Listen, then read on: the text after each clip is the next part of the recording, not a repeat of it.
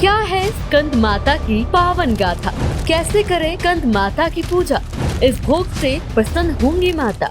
अगर आपको हमारा किया गया काम पसंद आ रहा है तो चैनल को लाइक, शेयर, सब्सक्राइब जरूर कर दें। शारदीय नवरात्रि का आज 5वां दिन है। आज स्कंद माता की पूजा की जाती है। मान्यता है कि स्कंद माता की पूजा करने से मंद बुद्धि भी ज्ञानी हो जाता है। स्कंद कुमार यानी स्वामी कार्तिकेय की माता होने के कारण इन्हें स्कंद माता कहा जाता है। स्कंद माता की गोद में उनके पुत्र स्कंद शोभायमान है। स्कंद माता को माँ दुर्गा का ममतामयी रूप माना जाता है। ऐसा माना जाता है कि नवरात्र में माँ के इस रूप की पूजा करने से माँ संतान सुख का आशीर्वाद देती है। स्कंद माता के विग्रह में भगवान स्कंद बाल रूप में इनकी गोद में विराजित है। आइए अब जानते हैं कि कैसा है माता का स्वरूप। स्कंद माता देवी की 4 भुजाएं हैं। ये दाईं तरफ से ऊपर वाली भुजा से स्कंद को गोद में लिए हैं और नीचे वाली भुजा में कमल का पुष्प सुशोभित है। बाईं तरफ ऊपर वाली भुजा में वर्त मुद्रा है। इनका वर्ण एकदम श्वेत और ये स्वयं कमल के आसन पर विराजमान है, इसलिए इन्हें पद्यासन भी कहा जाता है और सिंह को इनका वाहन कहा जाता है। शास्त्रों में स्कंद माता की पूजा का महत्व क्या है? शास्त्रों में कुछ इस प्रकार बताया गया है कि इनकी उपासना से भक्त की सारी इच्छाएं पूर्ण हो जाती हैं। भक्त को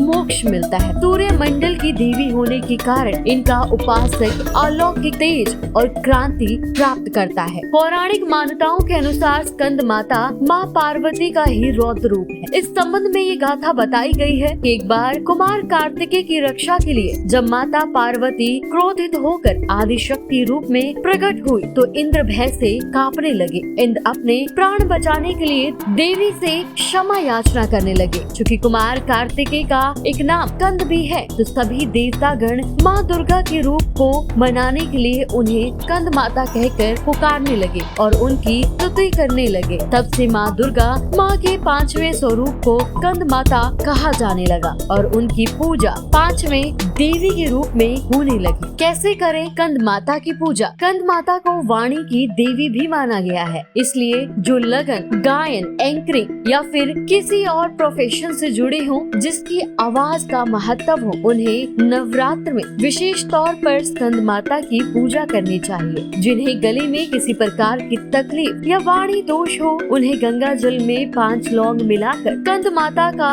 आचमन करना चाहिए। स्कंद माता को भोग के रूप में क्या चढ़ाएं? स्कंद माता को भोग स्वरूप केला अर्पित करना चाहिए। माँ को पीली वस्तुएं प्रिय होती हैं, इसलिए केसर डालकर खीर बनाएं और उसका भी भोग लगाएं। नवरात्र के 5वें दिन लाल वस्त्र में सुहाग की सभी सामग्री, लाल फूल और अक्षत के समेत माँ को अर्पित करने से महिलाओं को सौभाग्य और संतान की प्राप्ति होती है। इसके साथ ही 5 कन्याओं और 5 बालकों को भेंट स्वरूप खीर और मिठाई देने से माँ भगवती प्रसन्न होती हैं। देवी की कृपा से आपकी खाली झोली भरती है और सभी मुरादें पूरी होती हैं।